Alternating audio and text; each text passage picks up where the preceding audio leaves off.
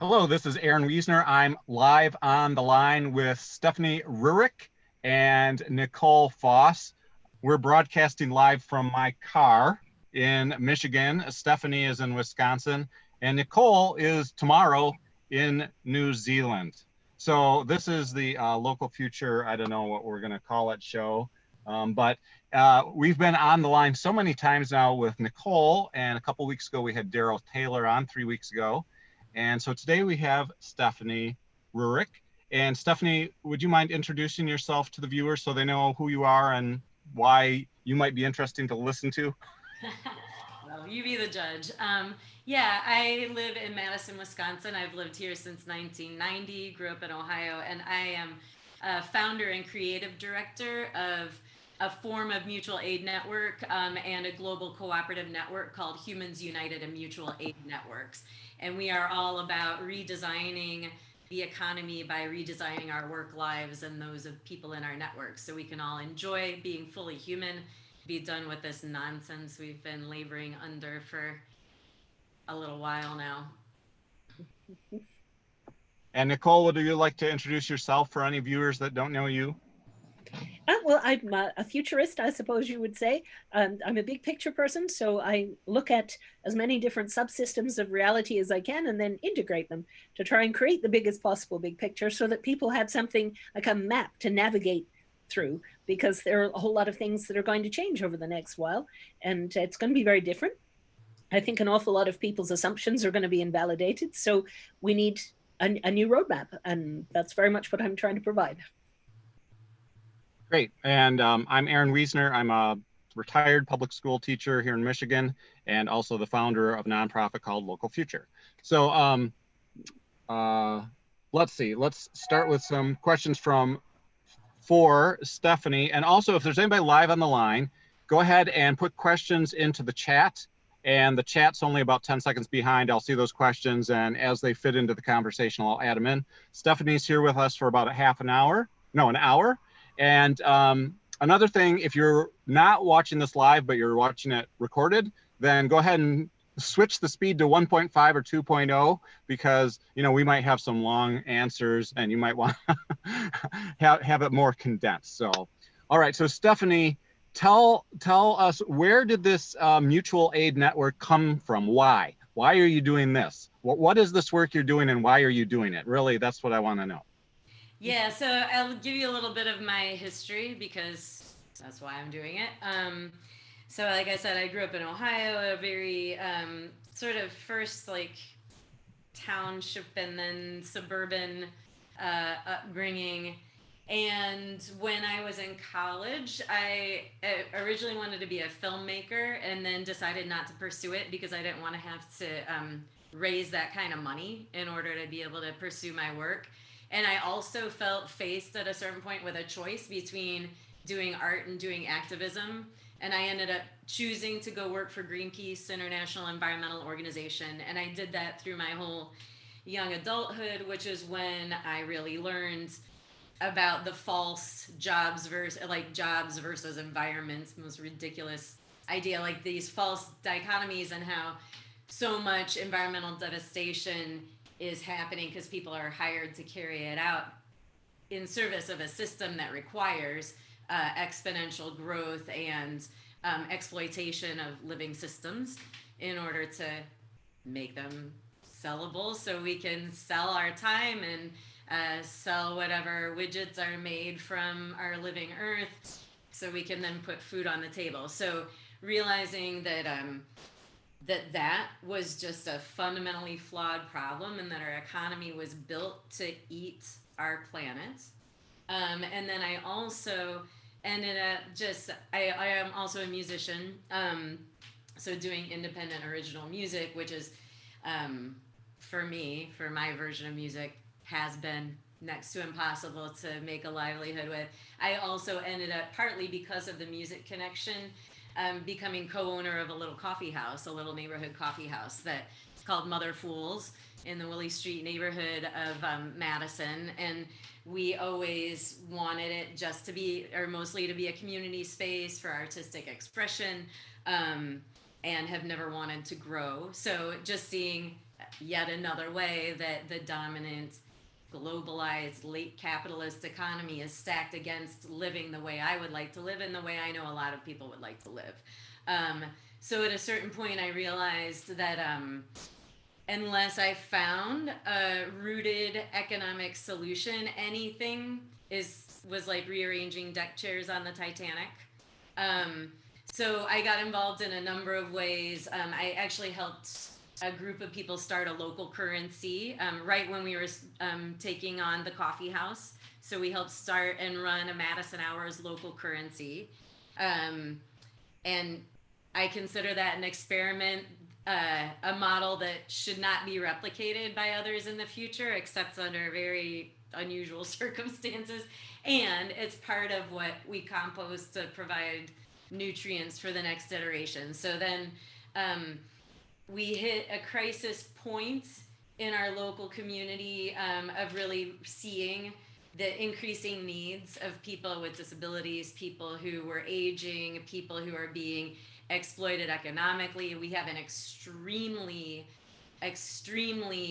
racist system in this whole country, as you know, but this city is uniquely terrible in racial disparities. So we're consistently ranked number 1 and in the top few of most livable cities, etc.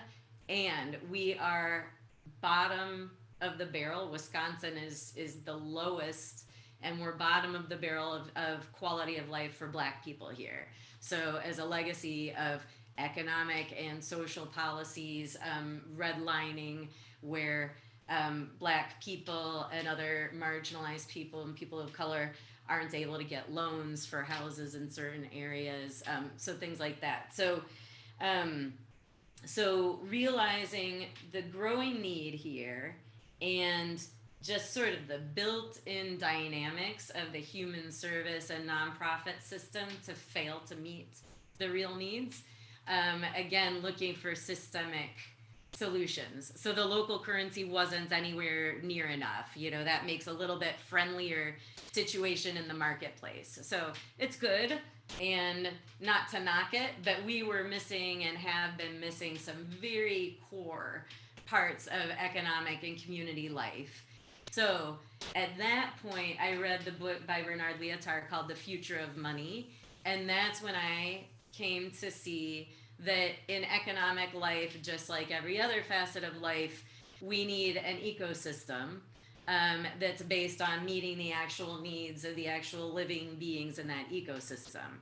It's not an end in itself. Each part fills a different function and role.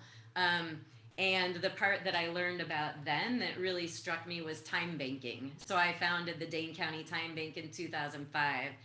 Time banking is a way that we exchange time instead of money. Everyone's time is valued equally. So my hour is worth your hour, and we don't put a price on it, no matter who we are or what we do. And it's a mutual credit network. So I could teach a piano lesson to Nicole, and next month when my computer needs fixed, I could ask Aaron to fix it. Or if I need help, I can ask Aaron to fix it first, and I can give you an hour or 5 hours or however much time you spend fixing it, and then I earn that back later. It's a network that's based on core values that we all deserve to get what we need in this life and to have a good life, and we're willing to offer up our own time and talents to each other in support of that vision. And in that, we also are acknowledging that we all have needs, and it's essential for each of us to receive as well as give and to engage in community life. So that's what time banking is about. And I think even in my description, I think it's implicit the ways that has not been represented in globalized late capitalism. So time banking, in my perspective, is a way to, first of all, make visible, because people are signing up for what they can offer, and it's everything from visiting someone who's homebound, to fixing a computer, to teaching the Korean language, to driving someone to their medical appointments, you name it. I've had a music video made, for example, and I've had someone do my grocery shopping. So the way I see time banking is it makes visible and helps catalyze more of, and it values and rewards things that are infinitely abundant. And so I consider the things in that category as care, creativity, civic engagement, and community building. So time banking is good at helping that stuff and helping nourish that stuff. And then through experience with time banking and explicitly seeking sort of more appropriate, more values aligned and mission aligned ways to organize ourselves and to connect time banking alongside other economic tools, that led us to create the form of mutual aid networks, which is my work now. So it's about integrating. So we took what was good from Madison Hours local currency, we continue a partnership with the Dane County Time Bank, and now we're moving into how we become a type of cooperative that now we use time banking and we use other kinds of currencies if we need them. And more than that, we build sharing. So we create more commons. We pull things more out of the transactional space and back into the shared space. So that might be a tool library. It might be just a garden that people are free to take from and people are expected to contribute to. Could be a washer and dryer that we share. It could be more sort of complex, like a maker space where you're sharing equipment and infrastructure. So the mutual aid network structure is the integration of these things. And it's about creating and sharing a knowledge base and also using these practices to support each other. So Nicole, we could contact you and ask you to come and do a talk to a learning group that we have here. We can offer you human hours via our network, and then you might be able to use that to have someone, make you some food or anything else. So I will pause. There's so much more I can say, and I already acknowledged I'm a talker to a fault. So we'll pause there.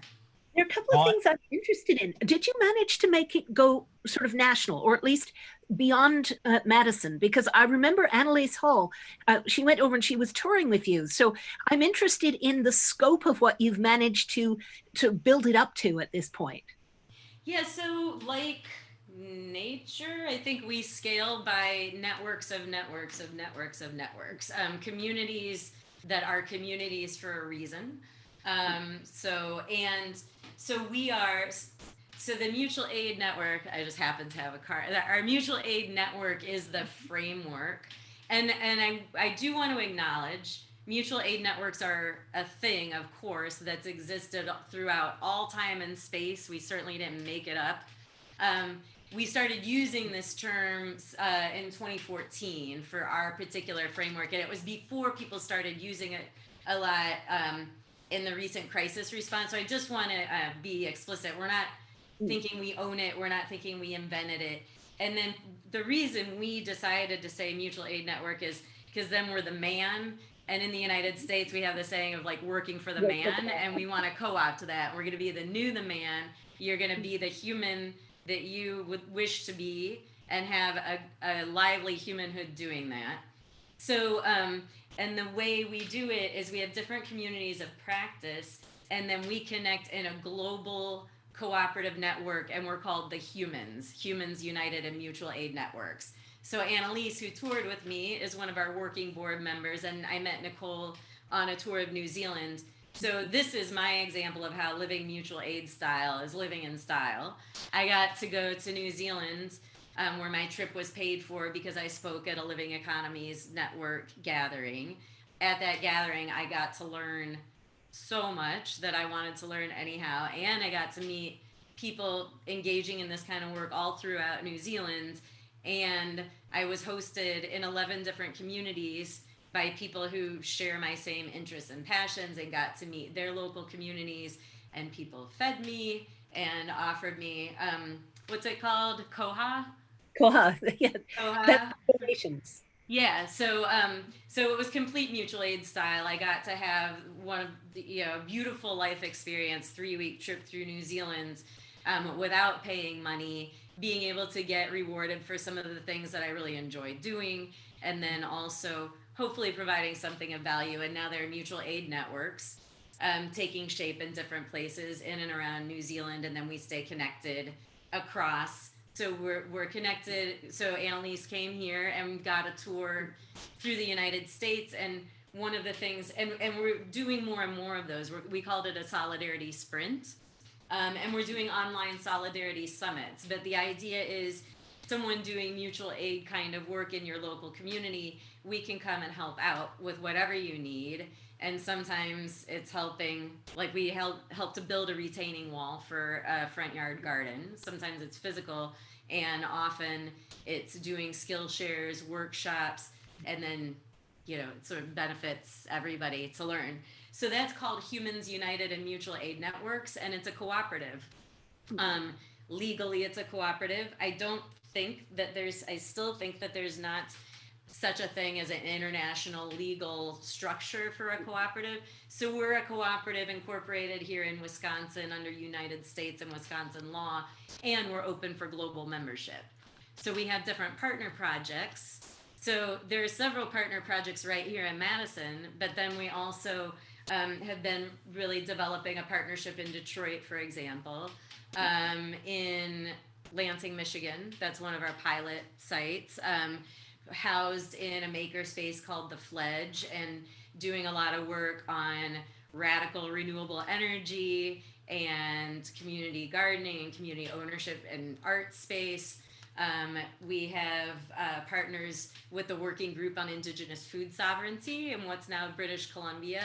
They're helping us work on decolonizing our language and our frameworks, and connecting and being aware of the need to connect with local Indigenous food sovereignty and other sovereignty work wherever we are. So, and actually Annalise has made some nice connections with our steward there, between ways that mutual aid, especially land trusts and common funds for housing, have been applied in the Maori community there, and the learning that's happened between Indigenous communities across the world. So yeah, so we're sort of like we are helping to weave the web, and it's all local people doing their own local efforts. So we are aiming as the humans to collectively create and provide and host some infrastructure for that. This is exactly the sort of thing that we need to do, because it's under the radar. So it's not going to be perceived as a threat to anyone, because people don't realize what it is that you're doing. And by the time you've got it all set up, it will be fait accompli. You will simply emerge from the shadows fully formed.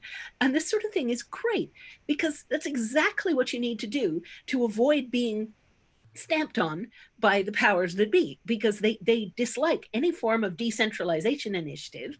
Decentralization is short-circuiting the flow of resources upwards that they count on all the time. So all political systems form to send resources to the center at the expense of the periphery. And when you try to decentralize, you're trying to run that backwards. This is a threat. And so it tends to be suppressed. And Aaron and I were talking last time about how important it is for enough people to be engaged in these things at the same time. Because if just a few people are doing things, the powers that be will play whack-a-mole with them, and we'll just take them down one at a time. But if you have enough people doing it at once, this is how you manage to affect social change before anyone even realizes what's happening. So it's a bit like, the dinosaurs are going extinct, and you don't want to build a better dinosaur. You want to be a mammal and be the next iteration of evolution. And so I think what you're doing is absolutely fantastic. I'm curious about what you mean by radical renewable energy. I'd just like to hear what you have to say about that. Oh, they're just willing to take a lot of, they're just willing to take risks and initiatives. They've been collecting old lithium batteries from computers and rigging up, just rigging up. So I don't know enough to describe it, but it's radical renewable energy and repurposing and recycling by some people.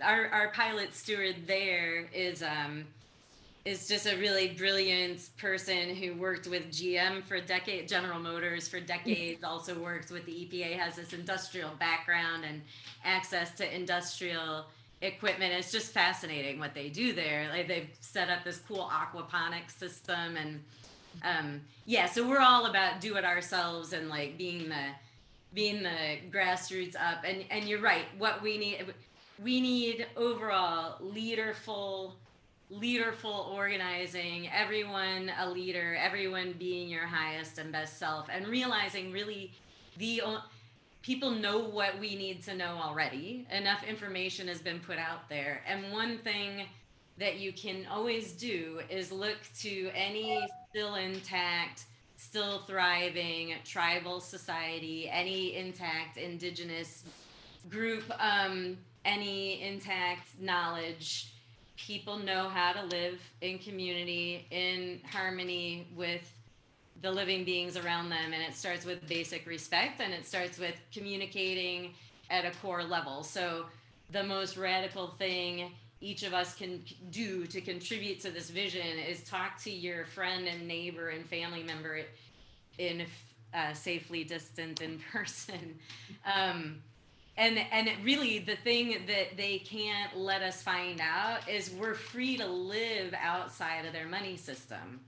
If you only read one book about, in my opinion, if you only read one book about the money system, for me, Debt, the First 5,000 Years by David Graeber, yes, is a great framework because it helps you see exactly how and why it is a mechanism for control. It's a way to force us to trade our time in order to eat. Oh, and then I also just read several Daniel Quinn books, but just like going back, that if we have to pay in a particular form of currency to meet our basic sustenance, so the food sovereignty is absolutely key, then we're too dependent on that system. So as soon as people understand that and see that you can take actions, one day a week to get out from under that dependency. And then actually there's an effort that I'm working with, and Nicole, you're more than welcome to join it. So it's a loose group of mostly women, but not entirely women, and people who work in the economics realm of dreaming up the new world, and we're calling ourselves the economistresses. But one of the things that I'm thinking that we could do is make a calendar and have just to-do lists. Each day, here's one thing you can do. Each week, here's one thing you can do. One thing I think it's helpful to envision is picture what it would look like if every person on your block, in whatever setting you live, think about every person on your block, if everyone had to work 1 hour a week on your block. What do you think you would do? What do you think they would do? What do you think some of the results would be? Like, it's not rocket science. We could do that. And if we started that, we could do that experiment, document it, see how much progress we make, learn how to work together so we can dream up the next bigger and bigger and bigger step, figure out how the economic tools, or how we don't have to use economic tools or think about it. Everybody's going to know they're going to eat, have a place to stay. So if the system creates artificial scarcity, this is deliberate. And so the powers that be, whatever powers that be exist in any different country, they control the essentials of our own existence. And then we're forced to pay for things that should not necessarily belong specifically to one person or one group of people. But our access to food and shelter and water is constantly being constrained, and we're forced to pay for things that previously were just available in the environment. And not only forced to pay for it, but forced to take on debt. In recent years, things have got so expensive that it hasn't even been possible to pay for things out of income. People have been forced to get into greater and greater and greater amounts of debt just to be able to afford the basics of existence. And so this trend can't continue. We're at the end of the debt bubble, essentially. We're getting to the point where all the income streams of the world can really no longer support the debt that's been created. So we're at the end of the road in this way. We have to do something different. And as Buckminster Fuller said, you don't fight the existing system. You develop a parallel system that will simply take over when the existing system falls flat on its face. And so this is exactly what we're doing. And the more you can do it under the radar, the better. So I just think this is absolutely ideal. And when we were talking with Daryl, I don't know if you met Daryl. He was at the conference in New Zealand, but I don't know if you actually had a chance to interact with him.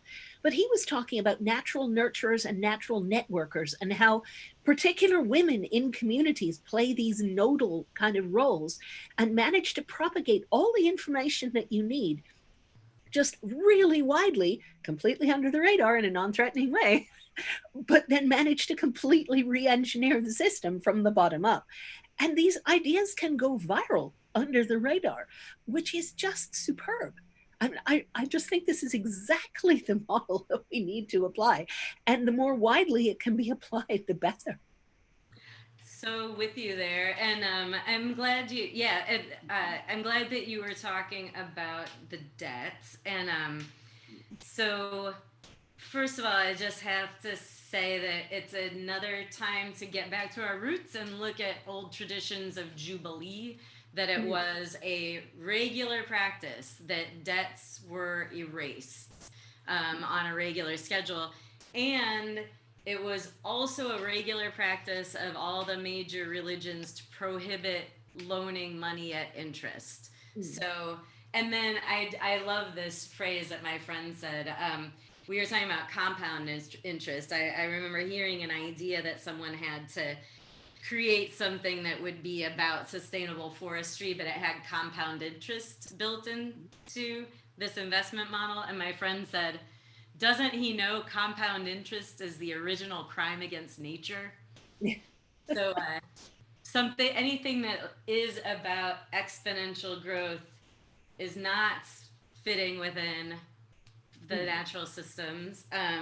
So anyway, between now and when we scrap the debt and have Jubilee, so I do have to say this is a stopgap measure, but could be quite effective. One of the most awesome things that I went to New Zealand to learn about, and that I did learn about and are working on applying now, is your savings pool model. Oh, yes. There, where people in New Zealand are coming together. Are you part of one, or would you like to describe what they are? Well, I'm not part of a savings pool at the moment. Well, I don't have an income, so that would be a little bit awkward. It could be. Well, so here's how we're looking to apply it. So this is how mutual aid networks work. Just like life, you learn about something, you tweak it to improve it for your local conditions, reshare it, and keep going that way. So the savings pools of New Zealand, in the sort of more basic, not in a value way, but basic, simple form, would be a group of 10 to 20 people coming together, putting their savings into one account together. And the longer you leave your money in the account, the more you also accumulate points. So it's like your money's sitting there, and while it's sitting there, other people could borrow it. So you're doing a favor to the community. So I can save some money in there, and when I need it, I can take out a no interest loan, and that's coming from the savings of the other members of the pool. And then I just pay it, when I pay it back, I pay back the amount I borrowed, and then I pay back the same amount again. But it's my savings at the end. So I'm just like agreeing to save more money in the pool and make it available to other people to borrow. Yeah, it's called reciprocity. Yeah. So we learned that, and now we're looking to modify it, and so are some of the New Zealand projects. So what we want to do is we have created our first one, and we're calling it a common fund now. And we have really specific things. So one is debt relief is one of the first things that we want to do. So we have a shared account. Now, if you have a credit card to pay off, like we can take the debt with the highest percent interest, pay it off, so you're done. And then you can pay it back, and you can pay back the same amount you would have paid to interest if you want. And then that can be just going to feed the pool. So now we have that money free and clear. Instead of giving it to Visa, you gave it to your community. Now that can be used for an emergency relief. If someone needs it, we might choose to give some as a gift. And then we also have an explicit goal of reparations and wealth redistribution, because we recognize that any wealth that's been accumulated in any colonized country or our colonized situation in the world, any wealth that you're sitting on top of anyone, anywhere, is fundamentally built on exploited land and labor. And it is really essential that we recognize that when we're creating the next world and the next economy, that we must repair that. We have to repair it. So if you're sitting on a lot of money, one of the things that you can do is give some money free and clear into your local common fund. But also we're looking to have common funds that have a variety of circumstance. So the people who have access to more money can make it available to the people who don't have access to money.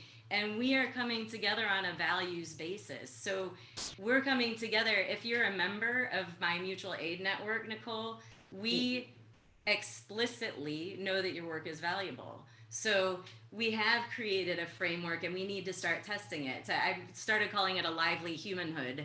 So I was calling it a basic livelihood, because what we need to do is not think of just basic income. It needs to not only be monetary, and it needs to not only be government provided. We need to create a lively humanhood for each other and for our communities. And that's where the sharing and the time exchange and the pooling of money all come in. So it would be completely, it would be not only welcome, but like we need people who are in a circumstance like yours, that you're doing valuable work and you don't currently have someone paying you to do it. A fundamental flaw of this system is that the people who control the money control the activity in the world. It's not appropriate. They're hiring people to destroy the world, their communities, and themselves. And we need to create avenues to hire people away from that. So we want to go compete at the job. I mean, that's part of why we're the man. Like, I'm always like 3-5 years ahead of where, or, you know, I thought like at the very beginning of this, we'd be going to job fairs at colleges, you know, the next year. We still will.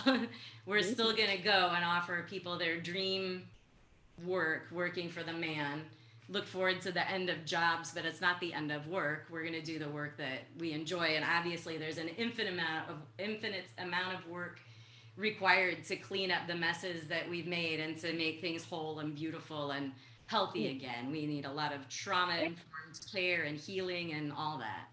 Everything you're doing is just profoundly human, and it operates at a human scale within the trust horizon, which is why it is so successful. And it's not only within the trust horizon, it's actually bolstering the trust horizon.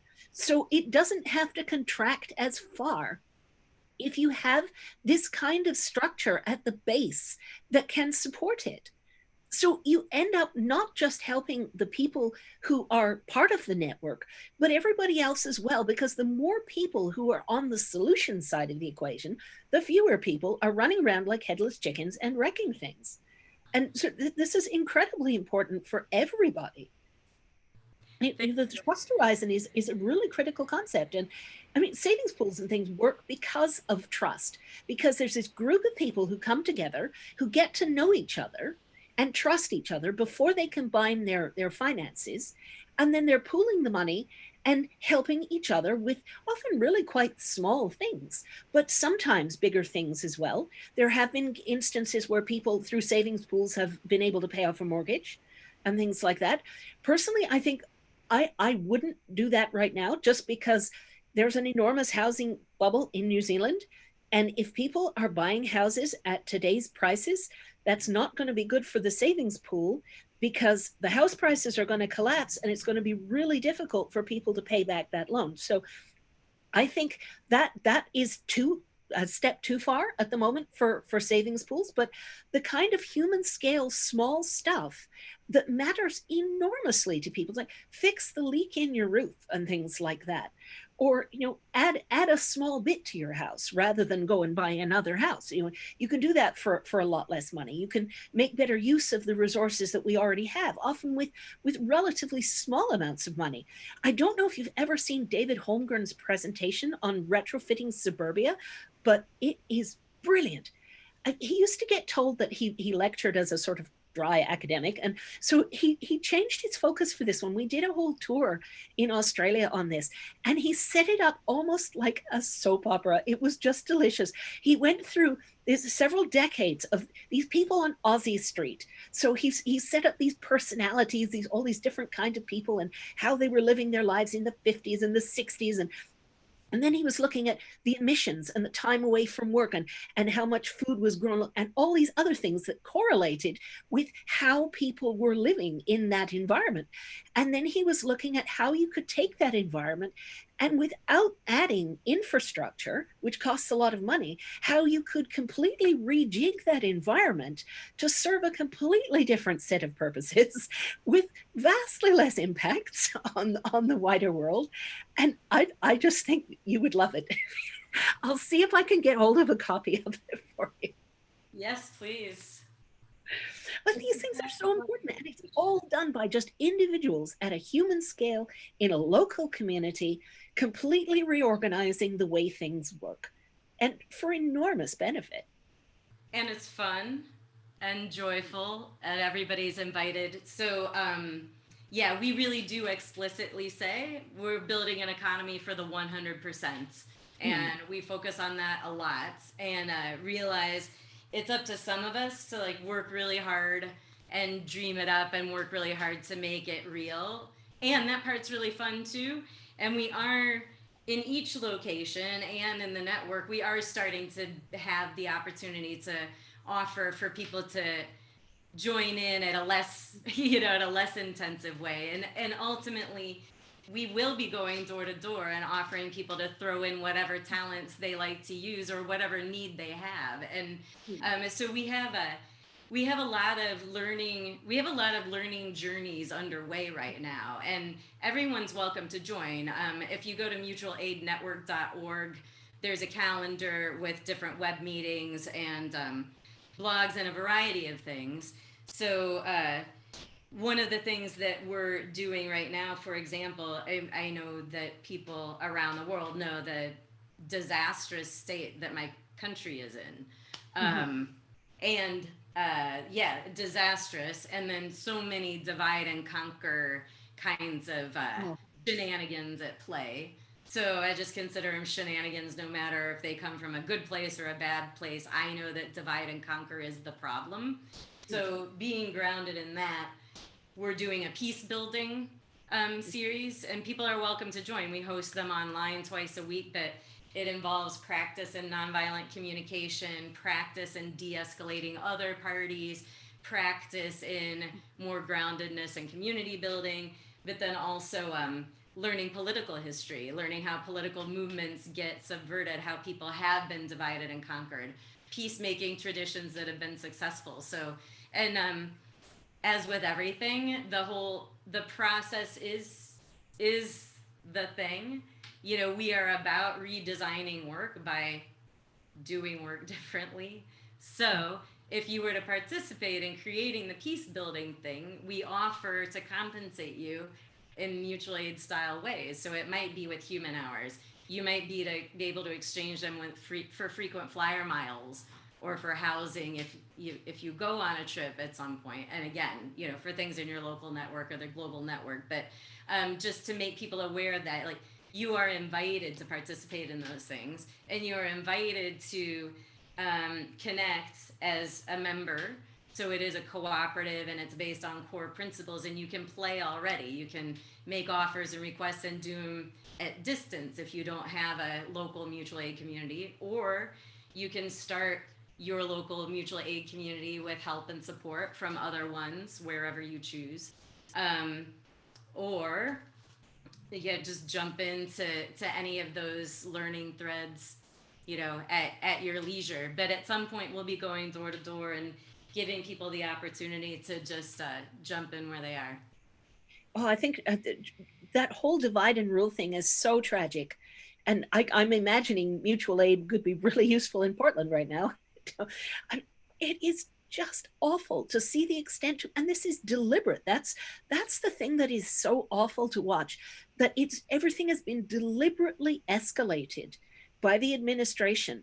The way they've tried to provoke people just so that they can have the civil war that they've been wanting to have for a long time. It is absolutely tragic to think of the way the system is going at the larger scale in the states. It is so just absolutely pathological.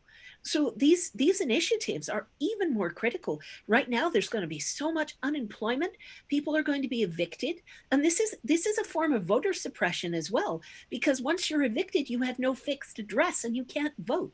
And that's 28 million people on the verge of eviction right now. And there are going to be people who struggle to feed their families. That the new unemployment proposals are to cut the excess unemployment from 600 to 200. People are going to lose their homes and not be able to feed themselves. And so with the official system providing less and less of any value and being more and more just a force for outright harm all the time, there's even more reason for people to get together and just say, ignore that larger system. We're going to do our own thing underneath. And because so few people are going to have money, it's going to be absolutely critical. If people don't come together to do things for each other without the need for the exchange of money, then a whole lot of things are not going to happen that are pretty critical. So this is the kind of way to keep a community going when you have a government that's doing its best to try and destroy the country. The country can come together from the bottom up and try and actually thrive throughout this. And then when it won't last forever, when it's gone, then something else better can arise instead. But that this work under the radar at the moment is just absolutely critical. Without that, I can only imagine what a tragedy the US will be in for over the next couple of years. They will not tackle this virus. Until they do, people won't go back to work. They won't go out in public again. The economy won't recover with the virus all over the map. So they're going to have to bite the bullet at some point. But in the meantime, we can get together and do community things, even in an era of social distancing and all these problems with coming together, all these obstacles to building community. It can still be done. We just have to find different ways of doing it. You know, I will say,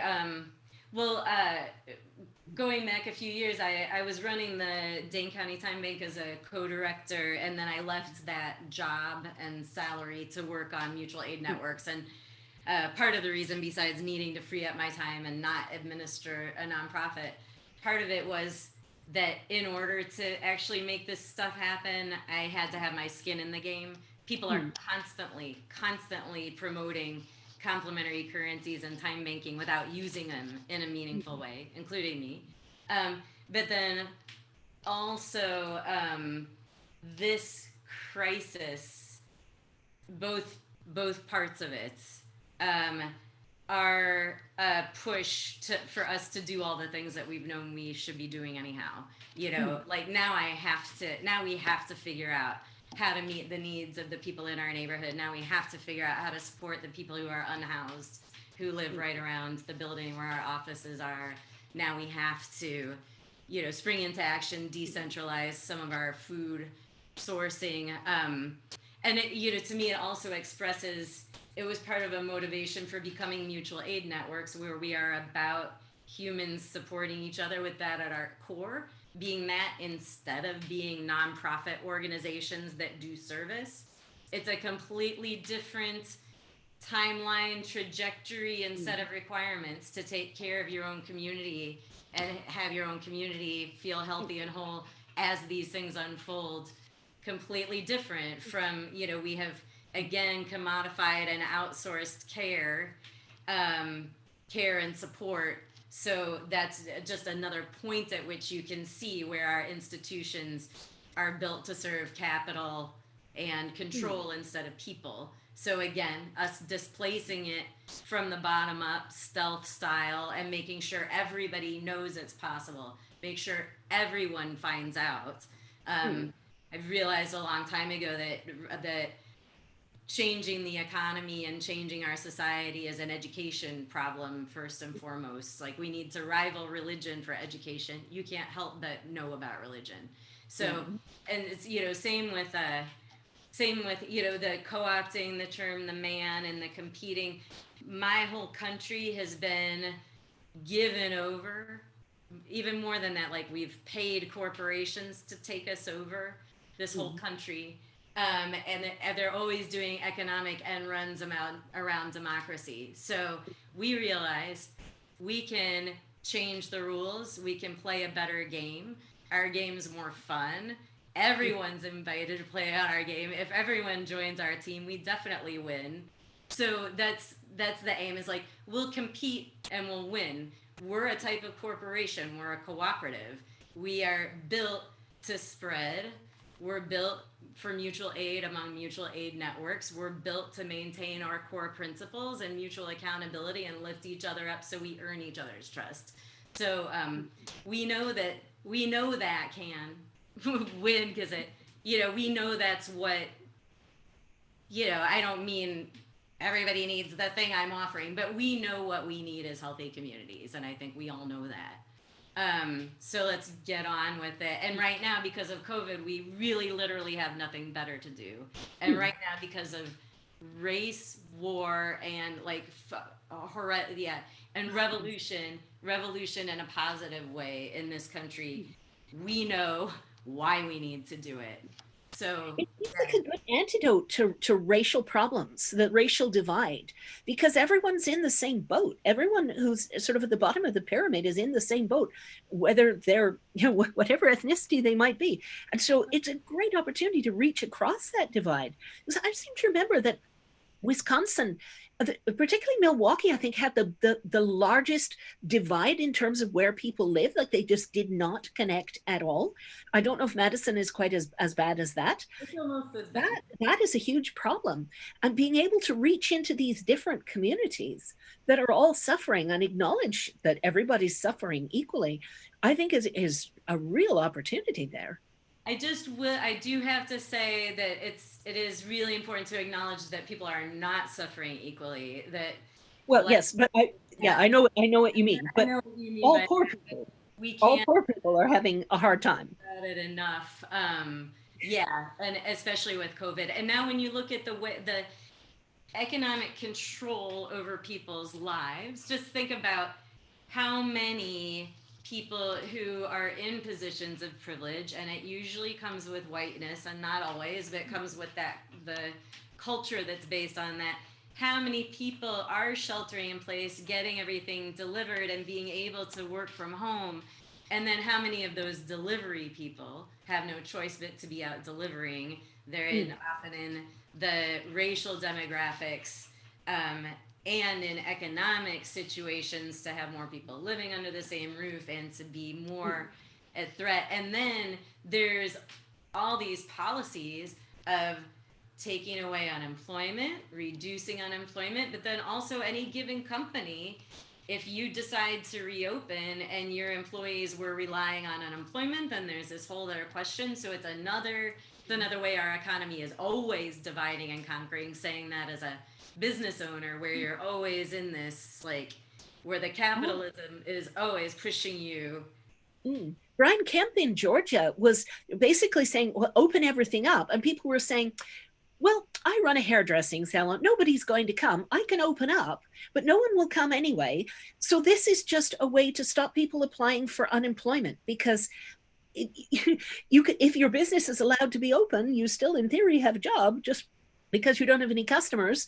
You know, these things are so cynical. They're trying to keep people off the unemployment rolls, trying to just shove the middle class down into a giant expanded proletariat. This is exactly what happened in Argentina in 2001 in their financial crisis. You just destroy the middle class when these bubbles burst. And then everyone ends up much more in the same boat at that point. So right now, I would say people who are poor are generally in the same boat. I mean, there still are advantages to being white, but on the whole, being poor sucks, whatever ethnicity one might be. But there's so much. The people who are too comfortable don't see the problems that everybody else has. So yes, if you can work at home and socially distance, and your biggest problem is you've already gone through everything that was interesting on Netflix, then I don't have a whole lot of sympathy for that sort of thing. That's not really a hardship. But there are so many people who are in a state of hardship, and a lot of those people who currently aren't are about to join them, because there is going to be far more unemployment than we currently have. I mean, it's not just going to be the people who've traditionally done these essential low paid jobs who are going to have a hard time. It's going to be, well, now there are no tech jobs and things, because the tech bubble is going to burst. That's another absolutely massive bubble. Look what's happening with the NASDAQ. I mean, these things are going nuts. It's just taken on a life of its own, completely, divorced from reality. So there's going to be a collapse in that sector as well. And these people are not used to not having a lot of money. They don't know how to be poor. Being poor takes practice, and they don't have any. So this is going to be a huge problem. I mean, I remember in Canada, just after 2000, we had a big tech bubble burst in 2000 as well. And I remember stories about, teenage girls trying to get their tech CEO dad, who'd been laid off, a temporary seasonal job in retail, just so he'd have something. Because these guys who are used to having huge amounts of money were sitting at home and just internally eating themselves alive. The same thing happened in Russia after their collapse, particularly to men. They just had no role. They didn't feel they had any value anymore, so they drank themselves to death. And the life expectancy for men went down to about 48, which is just ridiculous. The same sort of dynamic is setting up to happen in the US. And so bringing people together, because that system is not going to deliver what it used to. It never delivered what it promised, but it used to deliver something, and it's not even going to deliver that anymore. You have the same basic framework from the outside. The appearance is the same, but the functions are completely different. It's become walled off from reality and internally self-serving and incapable of learning from its own mistakes.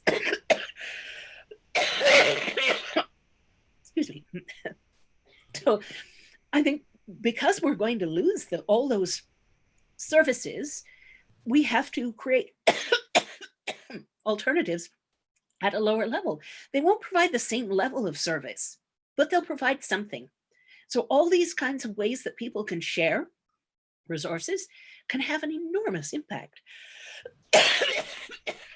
I wanted to say thank you for Stephanie being on the call. I know you have other things to do this evening, but is there a final word or something as far as a reference, like if people want to watch a lecture or something about the mutual aid network, is there something available? I know you already mentioned mutualaidnetwork.org. We can post the lecture that Stephanie did in New Zealand. Oh, that great. was big. Cool. Is that on YouTube, Stephanie? It's on Vimeo at the moment, I think, but we can send you the link for that. Great. Yeah. So yeah, I think the last message I would like to leave people with, the link, first of all, mutualaidnetwork.org. There's a Go Deeper tab, and there's a tools and training page there, and there are a number of recent recordings. There are a couple graphic recordings of idea for neighborhood resilience teams that really spells out some of what I was referring to about how it could look if you did a hyper local neighborhood project. So trying to and working with a graphic facilitator, dreaming up the end point and what we do to go from here to there in a visual way. So I'd recommend checking that out. There's a little video on the front page that gives, in outdated language, a 2.5-minute overview of what we're all about. And I still kind of like it. And I think the main thing is it's come up a number of times. And I just want to say again that I think each of us envisioning the world we want isn't, you don't get to evict people until the thing's over. The world we want is no one's going to get evicted again. And what conditions people are living in and what's expected of them in terms of how they trade their time. The more we can envision the world we want and demand that, we also need moratoria on evictions, and we also need Jubilee first. We need some big things that apply to everyone. where we're not like devoting our lives to filling out the paperwork to try to get the relief. Like, I think we need to demand better things based in more vision and realize like money is no object. Money's no object for them to bail out whoever they want to bail out. Money's no object because money isn't an object. Money is the only thing standing in between us and the things we need. And if we know the people who have what we need, it doesn't have to stand there.